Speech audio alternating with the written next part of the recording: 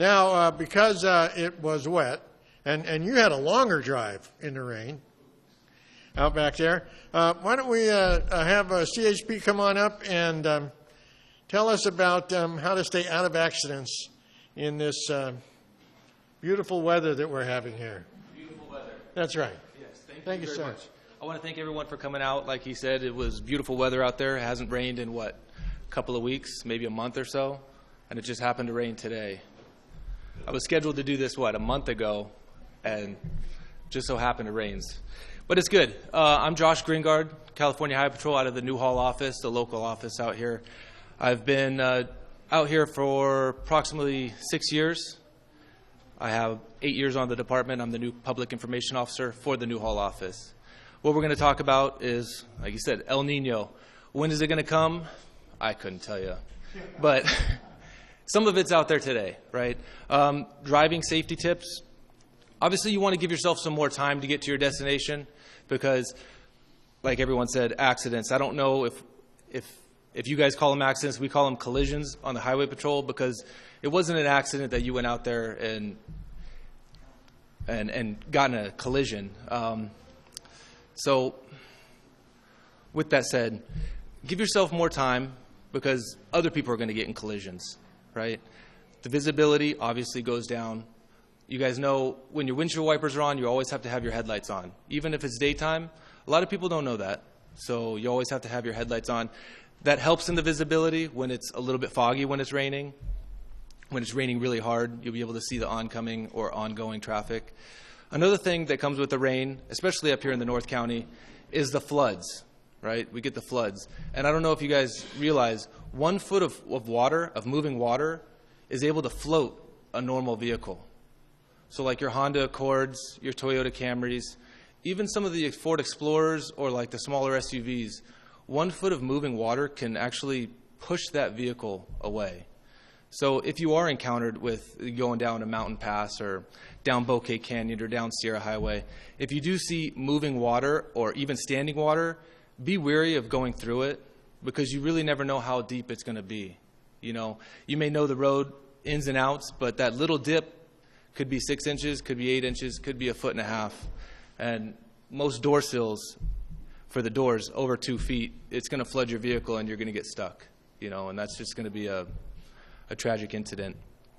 As far as that goes, do we have any questions with driving in the rain as far as visibility or floods? No? No? Okay. With collisions in the rain does increase the collisions. It's not the rain's fault that you got in an accident or a collision. It's the driver. Usually they're driving too fast. The tires on their vehicles, I don't know. I don't want to call anybody out, but does anybody have old tires on their vehicles? It can actually, it makes a huge difference on your vehicle. I'm not some spokesperson for BF Goodrich or Michelin tires, but I see a lot of it. You get the solo spinouts, you look at the tires and they're almost bald. So that's the only thing really connecting you with the road. And then going over 55 miles an hour, your tires are obviously going to hydroplane a little bit more. Faster you go, the more hydroplaning can go. So the deeper your tread on your tires, new edges, it works a lot better. Anything else? Any other questions on that? Yes, go ahead, sir. Okay. Say you have 2 good tires and 2 not so good tires. Yes. Some tire stores say put the better tires on the back. Some say put the better tires on the front. Better tires on the front. You recommend putting the better tires on the front? Better tires on the front always, yeah. If it's a front-wheel drive car, your front-wheel drive is driving and steering. If it's a rear-wheel drive car, you're mostly just going to lose a little bit of traction with the fishtailing is what they're saying. But if you have good traction on your front tires, you're going to be able to steer the vehicle. You know, if it does fishtail, always look in the direction that you need to go and counter steer. You're very welcome. Any other questions with driving in inclement weather? I don't know if we get too much fog out here. Going up the pass, sometimes you get fog at the very end of the Newhall area, right at the 138. Fog is a little tricky. Sometimes it can get really thick. Don't put your high beams on. It just makes it glarier even more at high. If you have low beams, keep them on. If you have fog lights, keep them on. If anything ever time gets unsafe, it's always safer to just pull over to the right shoulder, exit the freeway. Try not to stay on the freeway just because other people are going to be moving along. So always exit the freeway with fog. And then with snow, you guys, we get snow every 4 or 5 years here, and it's usually about 2 or 3 inches. But sometimes you guys go over the pass to Antelope Valley, go over the pass to Bakersfield. And if it's snowing to Bakersfield, usually the California Highway Patrol is going to close the freeway. We close the freeway so you guys don't get stranded in between there, because after Castaic, the next rest stops and the next hotels are 50, 60 miles away. And if you get stranded up there, it's not going to be good for you. So that's the reason why when we close it, we always close it down at Castaic, and for the snow reasons. But driving in the snow, make sure you have good tires. If your tires say MS on it, that means mud and snow, so that's good to have. Some people don't know what the MS stands for on their tires. Probably all going to go look at it in the morning and see if your tires have MS on it, maybe. Any other questions on this topic? Did you mention speed? Yeah, always slow down. Always slow down. That's the number one thing. That's why I said give yourself some time to get to your destination, because that's the main thing. Speed is what's going to make you hydroplane. Speed is what's going to get to your distance even further. Anybody know how fast or how far you travel in 3 or 4 seconds, going 65 miles an hour? No? 88 feet per second for 60 miles an hour. 88 feet. So that's almost a football field in 4 seconds. Perception and reaction time usually is about 1.5 seconds. So there's 150 feet right there. So you got to give yourself a little bit of space cushion. And I know a lot of people, if you guys drive on the 14, no one gives you space cushion. Let them do their thing. You can't really, tell them what to do or do their actions, but you're in charge of your own actions. So if you slow down, let that guy go, let the knucklehead go through in and out of traffic or whatever it is, most likely if it's raining, he's going to crash. Yes. Highways. Do you ever patrol residential streets? Yes, we do. We actually How have... do I get you on a residential street without upsetting the sheriffs? What's that? How can I get you on a residential street without upsetting the sheriff's department? Well, it's jurisdiction. What part of the residential streets would you like us at? On Canvas Street? Campus? Canvas. Actually, Canvas? Canvas Highway. Where's Campus Highway? Right across from Bonds? Oh, okay. Sierra Hills? Usually you can call our office and ask for traffic complaints, Fantastic. Thank you. but we may refer you to the sheriff's station just because No. it's not our jurisdiction. But yeah. But like I said, if you live on Sierra Highway, Bouquet Canyon, any of the surface streets in Stevens's Ranch, any of the surface streets in Agua Dulce, any of the surface streets in Acton, those are all California Highway Patrol jurisdiction roads. All of our roads are jurisdiction. We're California, and all roads are considered highways, the definition of them.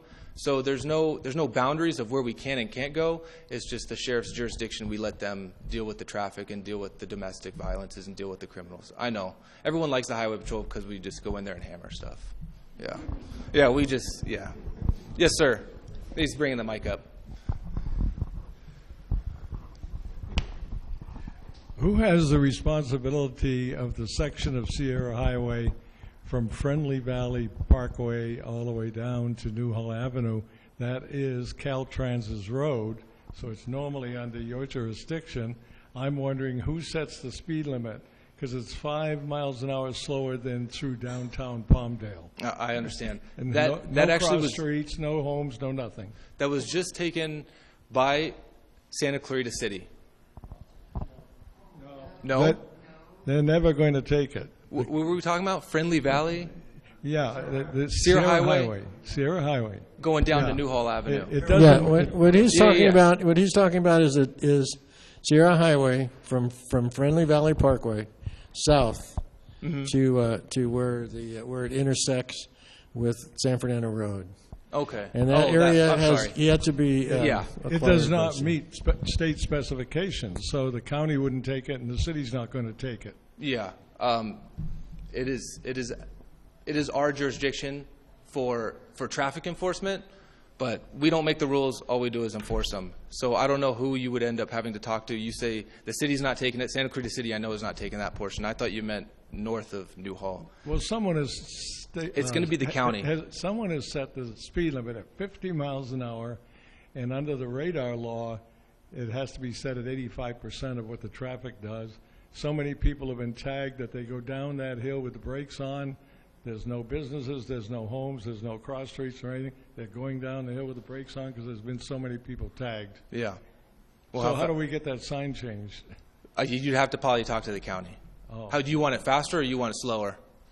Oh, it should be faster through there. It's 55 through downtown Palmdale. Yeah, I understand, and it's 50 through there, right? Yeah. Yeah, you'd have to talk to the county on that one.